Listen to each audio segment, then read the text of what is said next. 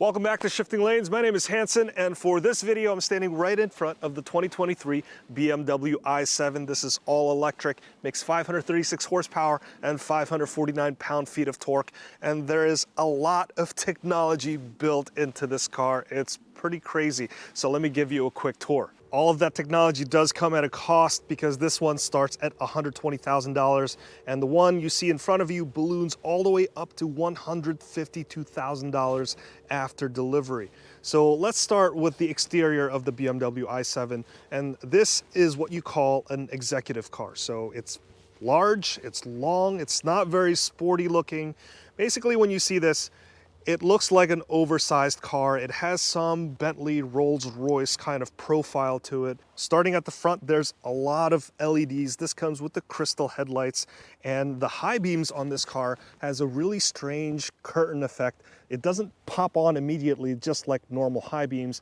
It'll have a gradual turn on of the high beams, and it looks very exquisite. For the kidney grille, it is massive, just like most modern BMWs, and it's highlighted with LEDs all around. So this really has a unique presence on the road at night. And if you look here, what looks to be some sort of place for your license plate holder, this is actually for all of your advanced driver assistance systems. So there's a lot of sensors right behind this false panel. So if you live in a state where it requires a license plate, that is actually mounted somewhere down here. And up here you find the BMW badge. It has the blue ring on it, and that means that this is an electrified model. As for the hood, you have this super long hood. It looks like it might be hiding a V12 under there. Sadly, there is no frunk or front trunk storage in here like most other electric vehicles. Instead, you have this very big engine cover, which doesn't really cover an engine. So if you pop this up, what this has is actually your drive units. This is an all-wheel drive electric vehicle, so there is an electric motor for the front and then all of your other electrical components hiding in here. They could have done a front job, but you'll find that the trunk will actually hold a lot of space inside. Now let's move on to the side of this BMW i7, and this one has the upgraded 21-inch wheels, and if you look closely, there's 3 finishes on here. You have this gray finish, the aluminum finish, and also this machine finish. So it's really intricate. This is not a cheap looking wheel. For the side view mirror, you find this camera here, and this is to feed images to your 360-degree camera view. And what I found interesting for this BMW i7 is that there's proximity sensors all along the rocker panels. That's not usual on most cars. And if you look closely on the door handle, this is the traditional way of opening the door, but you could also press on this button. This button has a built-in prox sensor on it, and it'll detect if there's any obstruction right in front of it before fully opening the door. And moving to the rear end, there's a very simple and stately design to it. There's LED taillights, and there's also this simple button to open the trunk lid. And of course, there's going to be more proximity sensors on the rear bumper to sense all your surroundings. So all in all, this is a very boring, very plain looking sedan. It is large, so it looks more expensive. It's highly decorated with a lot of bells and whistles. And it also has that Rolls-Royce Bentley-esque kind of profile to it. And it doesn't look too athletic, but there's just something about it that commands your attention. On the inside, there's more proof that this is an executive car. Just look at it. And this is really a technology showcase, and everything that's found in this car is really nothing groundbreaking, but the fact that there's just so much of it packed into a car, that's what's so impressive about the BMW i7. Now, say what you will about BMW reliability and whether you need all of these features or not, seeing it all in one place in a car will make you say, wow. The most noticeable thing in this car is the 31-inch screen. Now, we've officially upgraded from screens mounted behind the headrest to a screen that's mechanically attached to the roof. Do you really need a 31-inch screen with 8K resolution? And not really, but it's awesome to see it in here. And there's even smaller screens on the door so you can control all of the features, including that big screen. and your climate control and also all of the seating positions. They've really built this car around that executive seat, and when you go into theater mode, it'll even deploy all of the sunshades so you can get a great viewing experience on the road. And then you have this rear executive lounge seating. This seat defines the car. The purpose of this car is really just to physically move this seat and the person sitting on it from one location to another. It's not about having a great driving experience or getting the best fuel efficiency. It's all about this person sitting in this seat. And there's a lot of power bestowed to the seat because they can control many elements of the car through that screen. They can even change the driving modes of the car, and at the same time massage the driver, which is really strange. They can push the right passenger forward. There's a footrest. There's also massaging features, of course, built into the seat. And if you look down below, there's also carpeting on this car. It's not quite high pile, but it looks more exclusive than your standard floor mats. There's also a pillow on this rear seat. The doors are also motorized, which you could push with this button, and there's also a manual backup that you could push over here. And just in case you need another button, if you open it the traditional way, this is the button that you'll use. When it comes to the front row, this has the standard BMW look and feel, so it comes with the new BMW dual screen setup. You can find this in the new BMW iX and also the BMW M2. And there's a lot of functionality in this iDrive infotainment system. If you look at the apps, there's a lot of built-in infotainment apps and also vehicle apps. And I also like that you could add widgets to this screen so that you could kind of shortcut your way through various things. And just in case you don't know where to find certain things, there is also a voice assistant in here, and it does pretty well with understanding what you need.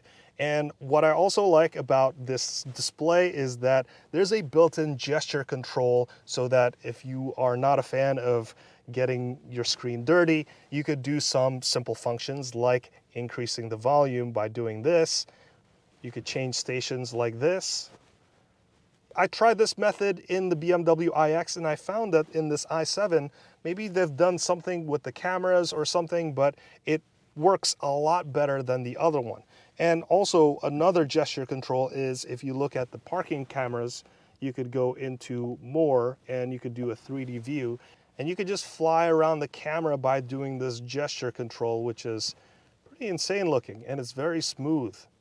Now for this dash design, BMW have really gone with the minimalist, buttonless design. It doesn't even have vents, and if you look closely, the vents are kind of integrated in this seam here, and to control the vents, you could move it from 0 all the way up to 1, and this is how you control the vent orientation. So without seeing those vents, it really cleans up the place. And instead of those vents, BMW have given you this trim piece with these diamond-like features. It looks cool and it helps obscure some of the individual LEDs that you find behind it. So it sort of diffuses the light and breaks it up a little bit.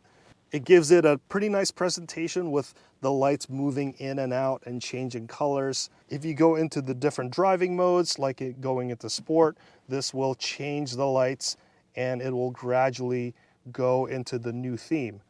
I also like how this LED light bar spans along the width of the car and also going into the door cards. And if you're not a fan of touch sensitive buttons, then you're not going to like some of the features in here, like the front defroster, the rear defroster, and also here, this is the button for the glove box, which is kind of insane. And unlike the door, you cannot retract it on its own. You have to close it by yourself. As for the center console, this looks fairly simple. There are 2 cup holders here, and the mechanical closure on this thing is really intricate because it slides at an angle and hides away, and it smoothly closes back. In front of that, you have wireless charger, and I like the design on this thing because it just works, and it also charges your phone pretty fast. And back here, this looks very flat, very simple. Here's your start button. This is your gear switch. This is your parking brake and auto brake hold. And off to the side here, you have your iDrive controller. The shortcuts here is typical of what you'd find in the iDrive system. And here is where you could pull up your 360-degree views. And this button provides the ability to raise the car so that you have a little bit more ground clearance. And to change the driving modes, you hit the My Modes button. and then various driving settings will pop up on the main screen. This is your volume dial, and I like the simple textures on this thing. It's pretty easy to control, and here are your seek buttons. So at least all of those things are still within easy access and not on the touchscreen somewhere.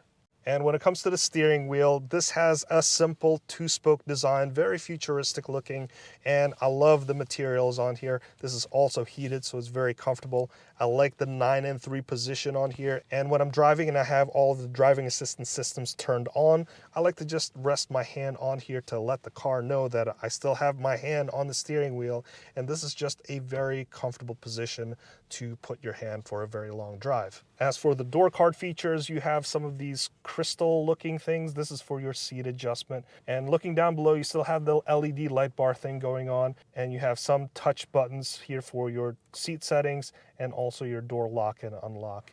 And if you look over here, this comes equipped with this metal looking grille, and if you look inside, there's some tweeters in there that also has LEDs that will light up at night. Now, as for the interior of this car, the interior is called smoke white with full merino leather seats.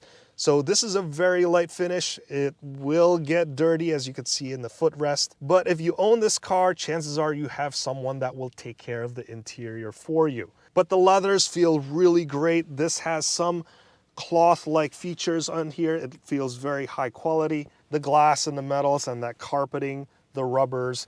You sit in here and you understand that you're in an expensive car. Now, when it comes to the driving experience, this is very typical of an EV. You get that immediate thrust when you peg your foot on the accelerator pedal. There's a single speed transmission, so all of that acceleration is just one continuous thing rather than feeling the shift shock of a traditional automatic transmission or a manual transmission. It's all a very linear push, and it feels really fast. Now, despite the impressive 549 pound-feet of torque out of the electric motors, this is a car that you want to accelerate and brake slowly and gradually, because this exudes executive car, and it's not about driving as fast as possible. It's about giving your VIP passenger the most enjoyable driving experience. So you don't want to disturb the person back there enjoying their sleep, conference call, or entertainment, or whatever. And also, you don't want to get motion sick. This is also a fairly heavy car. It's about 6,000 pounds, but it can go 0 to 60 in 4.5 seconds. So it's got the performance chops. Now, when it comes to the range, it ranges somewhere between 298 and 317 miles. And when you do level 2 charging, you can expect to go up to 100% in about 11 hours. There are some downsides to this EV architecture, and I'll talk more about it a little later on. When it comes to the ride quality, this is probably the best feature of the BMW i7. It is supremely comfortable. There's minimal noise from the road. There's minimal noise seeping through the windows. It's a lot better than traditional cars. And that's really the benefit of an EV. Since there's no engine, so there's no metallic components spinning at thousands of RPM that you have to balance. So the major sources of noise and vibration has been eliminated because you have no engine. And because you have no engine, you also have better weight distribution along the length of the car. And you could also have a more rigid structure. So this is a very similar experience that I've had with other EVs. But with the i7, you can really tell that a lot more has been spent on isolating the outside noise even more. Now, back to the charging experience. The downside here is that there's no 800-volt architecture in the i7, meaning that it can't charge as fast as EVs built on the 800-volt architecture, like the Hyundai eGMP and the Porsche and Audi J1 platform. So it's not really a showstopper. You could still charge from, say, 10 to 80% in roughly a half hour, but it won't be under 20 minutes like those other cars. There is a downside to all of this excess, and that's not very good EV performance. So you're seeing here 2.4 miles per kilowatt hour, something like the Ioniq 5 or the Ioniq 6. You can expect a number that's greater than 4. Because this is carrying all that weight, the efficiency of this EV is going to go down. The other issue I have with this car is, and let's turn on the theater mode in here. You have this big, beautiful screen, all the sunshades go up, you have that awesome sound. But the big problem here is that for the driver, there is no digital rear view mirror. So the view that you see here is just the back of that TV, which is ridiculous. In a $150,000 car, they couldn't include a digital rear view mirror. That seems like a big misstep to me. So I'm gonna venture a guess and say that the average person would not buy this car. So while there are a lot of automatic things found in here that might make the average person give pause and wonder about BMW reliability, the reality is that it doesn't really matter, because the people who would buy these things would probably own them for about 1 to 3 years and then upgrade to the latest thing. So all of the bells and whistles won't have degraded very much in that time frame. So there you have it. That's my review of the 2023 BMW i7. If you've learned something from this video, please consider hitting that like, subscribe, and that notification bell so that you could be notified the next time I make a new video. Let's wrap it up right there. My name is Hanson, and this has been the BMW i7, and I'll see you in the next one.